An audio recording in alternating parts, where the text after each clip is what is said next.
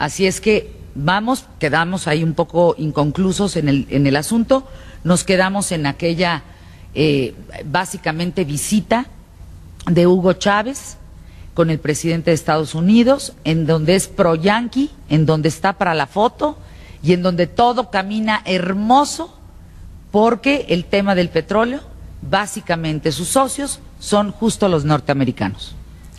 Así es. Y bueno, nos habíamos quedado en el aspecto de que cuando viene el intento golpista en el año 2002, Chávez da un giro de 180 grados, se vuelve anti-yanqui, se vuelve nacionalista de hueso colorado, y desde luego tiene toda la suspicacia de quién fue quien estuvo detrás de ese golpe de Estado, ¿no? Y naturalmente quien lo haya hecho, pues exacerbó todavía más los problemas que podía tener Hugo Chávez, porque todo estaba en su contra. Los precios del petróleo se estaban viniendo abajo, lo cual quiere decir que los ingresos de Venezuela se estaban reduciendo, y por otro lado tenía una situación social en la cual la infraestructura se empieza a descomponer, la infraestructura del Estado, pero como decíamos, no hay un solo problema de Venezuela que no esté directamente ligado al petróleo. De hecho, podemos concluir sin temor a equivocarnos que el problema principal de Venezuela no es ni Hugo Chávez, ni Maduro, ni los que estuvieron antes de él y los que sigan delante de él. El principal problema de Venezuela es la petroleocracia. Cuando Hugo Chávez nacionaliza la exploración y la explotación del petróleo, por primera vez tiene Venezuela una cuantificación de sus reservas probadas. Es muy diferente tener reservas potenciales que tener reservas probadas. Y esto coloca a Venezuela como el país con mayor riqueza petrolera en el mundo. Por esta misma situación, Venezuela fue el país fundador de la OPEC, la Organización de Países Exportadores de Petróleo, donde el principal objetivo de esos países era lograr los mejores precios, las mejores condiciones de pago para los países productores y no para los intermediarios. Por tanto, Venezuela desarrolló desde 1960 a la fecha una calidad diplomática insuperable. Si hay algo que se le reconoce a Venezuela es precisamente esa excelencia diplomática para poder manejar sus situaciones del petróleo. Y bueno, cuando Chávez se da cuenta, ya con reservas probadas, de la inmensa fortuna en la que está sentado, le entra quizá una especie de paranoia, quizá bien justificada, porque también se da cuenta de la cantidad de intereses fuera de Venezuela que se verían muy beneficiados si él fuera quitado del poder, ¿no? Y entonces empieza toda una serie de alianzas aparentemente estratégicas e ideológicas, pero que son más estratégicas que ideológicas. Por ejemplo, su alianza más importante fue con China. ¿Por qué? Porque China tiene ciencia, tiene tecnología y también tiene la mayor cantidad de bonos del Tesoro de Estados Unidos. Esos bonos, esos dólares, China necesitaba colocarlos en otra parte que no fuera China, y Venezuela era el país ideal.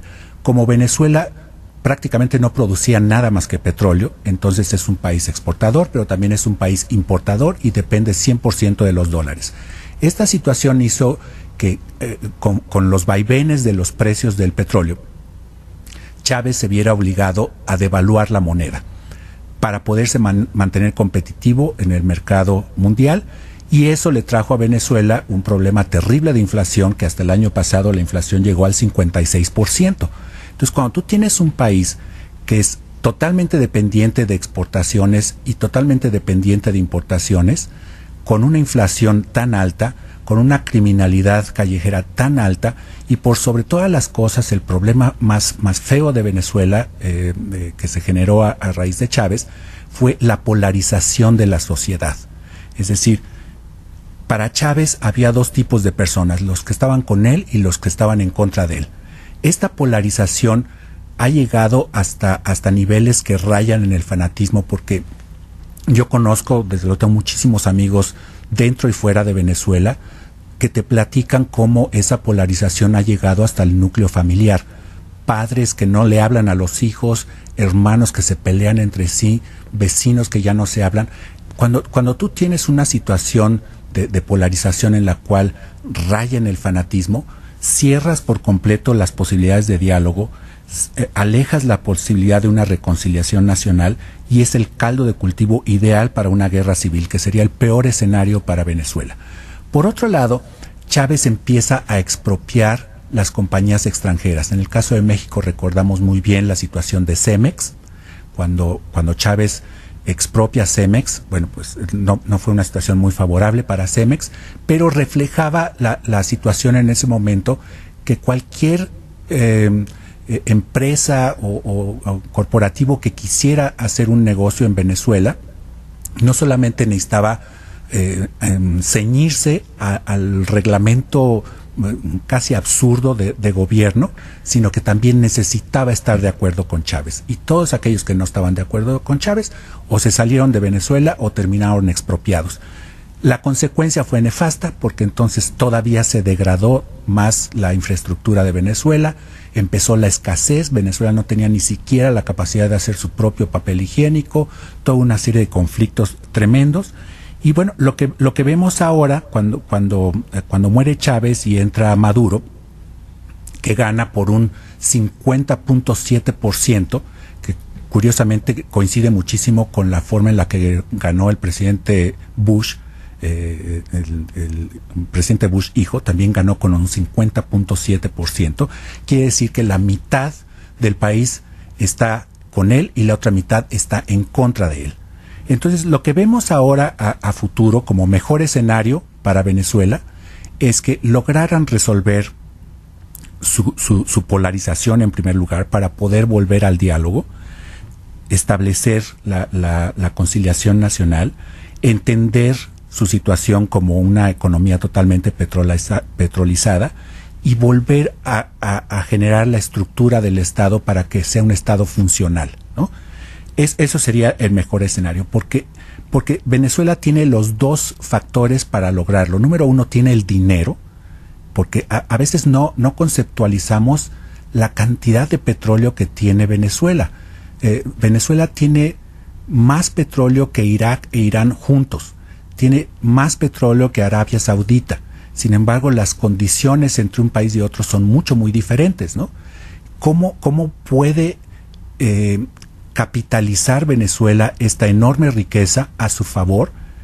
Pues tiene que olvidarse de la polarización social y tiene que utilizar toda esa experiencia en excelencia diplomática, pero hacia adentro de Venezuela, para poder ser un poco más tolerantes con todas las ideologías que existan en el país y poder reconstruirse. Ese sería el mejor escenario para Venezuela. Y el peor, desde luego, sería una guerra civil, porque hay que recordar que en una guerra civil no hay ganadores, nada más hay perdedores. Es una batalla estéril, fratricida, que además le conviene muchísimo a los intereses que están fuera de Venezuela para apropiarse de sus recursos, lo cual sería el peor escenario, ¿no? Pedro, para despedirnos, dices, tiene más que la suma de tal y tal, hablando de petróleo. Sí. ¿Eso se ha sabido siempre?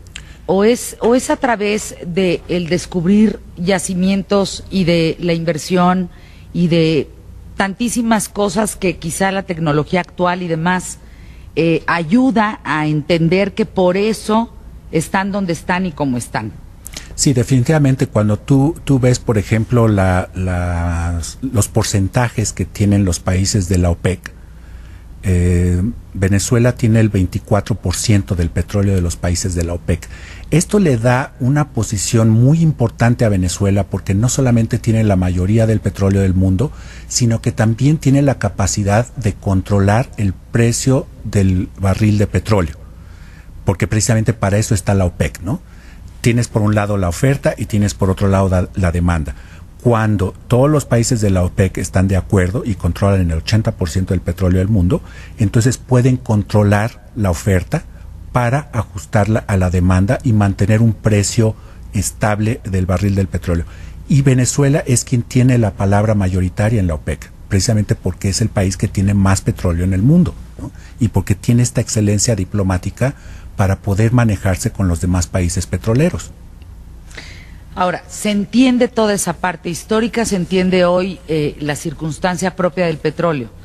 El problema es que no hay cómo explotarlo, porque hoy no hay papel de baño para la gente, para los venezolanos, porque no hay leche, porque no hay, vaya, lo básico, Pedro. Justamente por lo que comentábamos que Chávez empezó a sentirse tan aislado y tan agredido, que incluso su propia burocracia, su propio aparato burocrático empezó a estar de uno y de otro bando.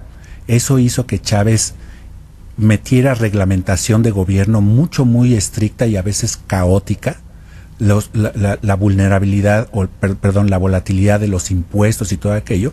Entonces no hay nadie que quiera hacer negocio en Venezuela, porque tienes que estar de acuerdo con Chávez en primer lugar y ahora con Maduro, o no puedes hacer ningún tipo de negocio en Venezuela. Y por tanto, pues el resultado es el desabasto, ¿no? Algo más, mi querido Pedro. Pues nada más un fuerte deseo de verdad para los venezolanos que recapaciten en estos dos valores que tienen, que son muy importantes, que es el dinero lo tienen y la excelencia diplomática la tienen para hacerla trabajar a su favor. ¿Tú crees que haya plebiscito? ¿Tú crees que visualizas? Yo estoy, como muchísimas personas también, estamos viendo pues una tragedia, ¿no? Una tragedia ante los ojos del mundo, en donde a quemarropa, estudiantes que ni siquiera están armados.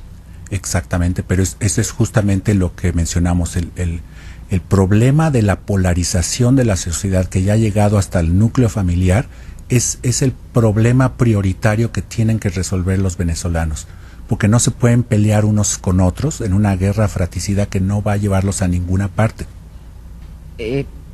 ¿Tú crees que ese mensaje está llegando? Porque entiendo lo que está llegando es hartazgo. Son jóvenes que están pidiendo eso, que están pidiendo libertad, que están pidiendo seguridad, que están pidiendo justicia como lo básico que un ciudadano debe de pedir. Exactamente, pero entonces también pueden voltear a ver lo que ha pasado en Egipto, donde también fueron los jóvenes los que decidieron cambiar el gobierno, y fueron los jóvenes los que pedían todo lo que pide cualquier joven en cualquier parte del mundo, que es libertad, educación, oportunidades de trabajo, seguridad para sus familias. Eso lo piden en todas partes, ¿no? Pero también tienen que entender cómo lograrlo, porque si no les va a pasar exactamente lo mismo que Egipto, después de haber hecho tanto sacrificio, tantos muertos, tantas revueltas, para regresar a un régimen militar. ¿Tú crees que hoy Egipto está igual o peor? Yo creo que está igual, pero el costo de darle la vuelta para regresar exactamente a donde estaban, pues fue muy alto. Sentémonos pronto, mi querido Pedro, a platicar derivado del tema del petróleo, porque este oro negro resulta generar mucha sustancia roja. Por supuesto, es lo que comentábamos desde el principio, ¿no? La bendición y la maldición de Venezuela ha sido su petróleo.